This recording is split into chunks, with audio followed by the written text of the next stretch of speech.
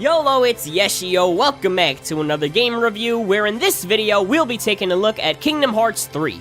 I have a bad habit of waiting until games are several months or even years old until I review them, so I figured I'd break that habit by playing a game that came out fairly recently. And since it was on display at GameStop, I settled on Kingdom Hearts 3. And now it's 2 months later and I still haven't reviewed it. Oops.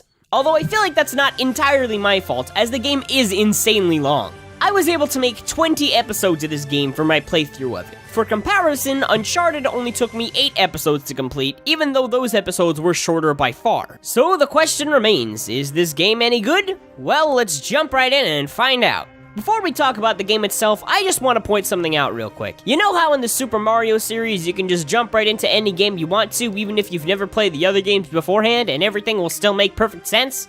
Yeah.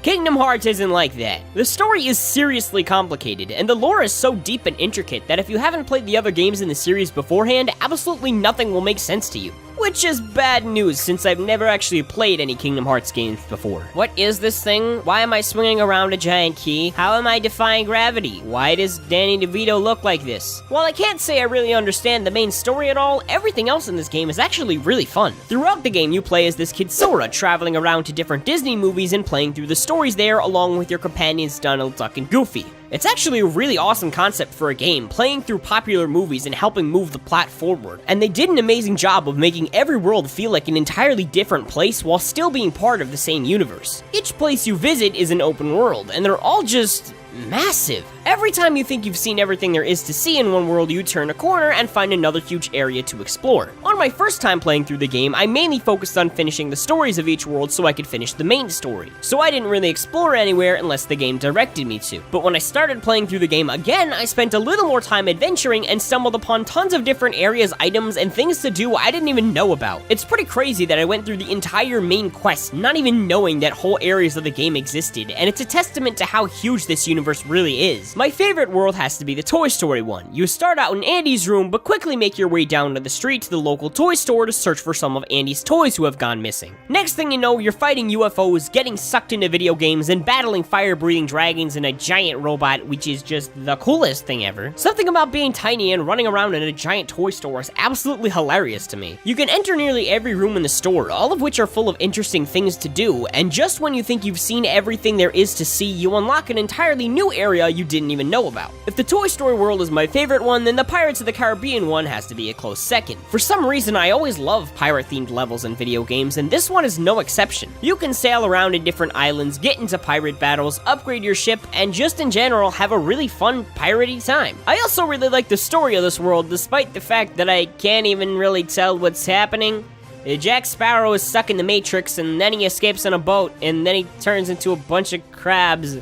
I can't follow it. I especially like the way the story ends. I won't spoil it for you, but let's just say it's pretty intense. Instead of just fast traveling from one world to another, you actually have to fly there via spaceship. And if you take the time to explore a little, you can find all sorts of cool stuff in outer space. There are constellations you can photograph, space battles you can get into to level up your ship, and even treasures you can find, like new ships or better weapons. You can even design your own ship if you want, and there's a shop you can visit to purchase new blocks and parts. The higher your ship's level, the more pieces you can add on, which serves as a good incentive to constantly level up your ship as much as possible. It's incredibly addicting once you get into it, and since you can fast travel between worlds anyway, there's not even necessarily a point to any of it. It's just a fun little thing you can do if you need a break from the main story that also helps you gather some extra coins and items. Each world is constantly swarming with enemies, and while there are very little platforming sections, the game does put a heavy focus on combat. This giant key sword is swinging around is called a Keyblade. It can do cool things like shoot lasers, open black holes, and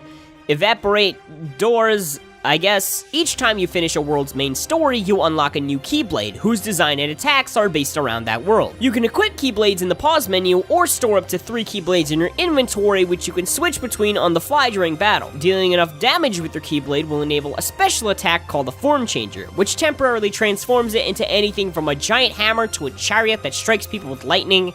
It's only a little bit overpowered, but that's by far not the most overpowered move you have in your arsenal. Every Every so often, your party members can team up with you to perform combo attacks, such as summoning a meteor shower with Donald or straight up throwing Mike Wazowski at the bad guys. The attacks vary from world to world as you team up with different characters, and since they seem to happen randomly, you can't really depend on them, adding an extra level of strategy to the mix. Throughout the game, you'll also unlock different Link commands, which grant you the ability to summon characters from other Disney movies to perform devastating attacks. They also restore 100% of your health and grant you temporarily invincibility while you use them, making them the most powerful moves in the game hands down. Most special attacks last for about 30 seconds, and if you press triangle just before the timer runs out, you'll activate a finishing move, which deals tons of extra damage and 9 times out of 10 ends in a giant explosion.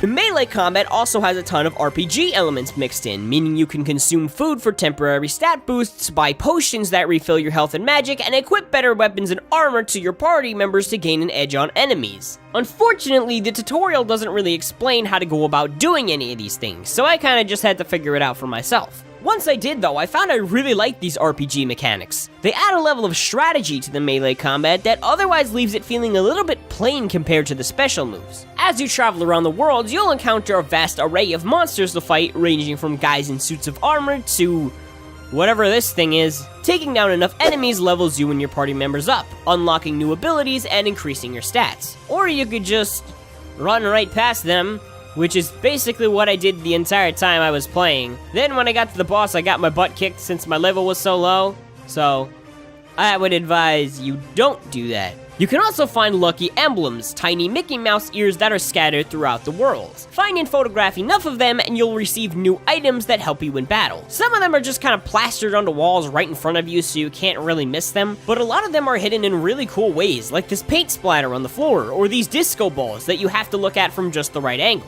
Apparently, if you find all of them, you'll unlock a secret ending to the game, but that sounds like it's gonna take a while, so I didn't do that. And that's just about everything there is to say about this game. At least, everything there is to say if I want to get this video done anytime soon. So, is it a good game?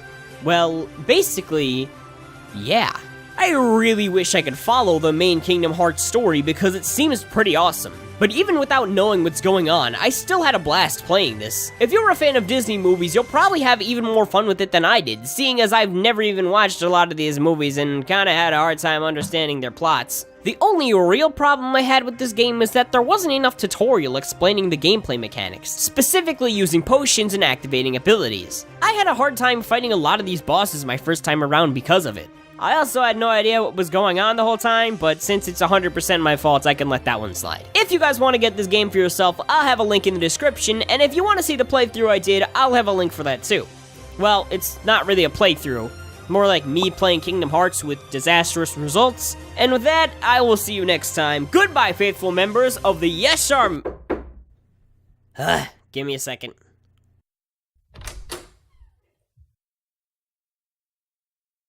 Hello? You got mail! Whoa, where did you come from?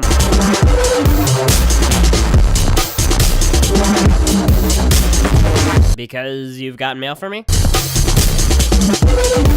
Who keeps sending me these boxes?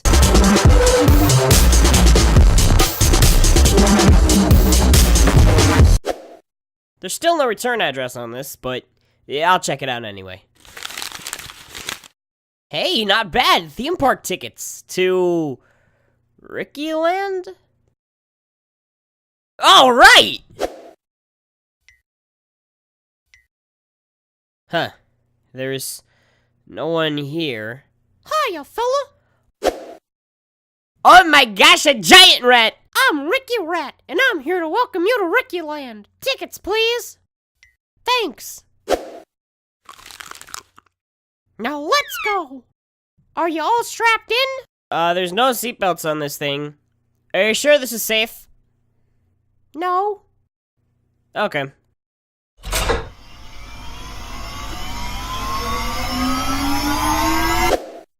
Woohoo! This is awesome! Wait. Uh-oh.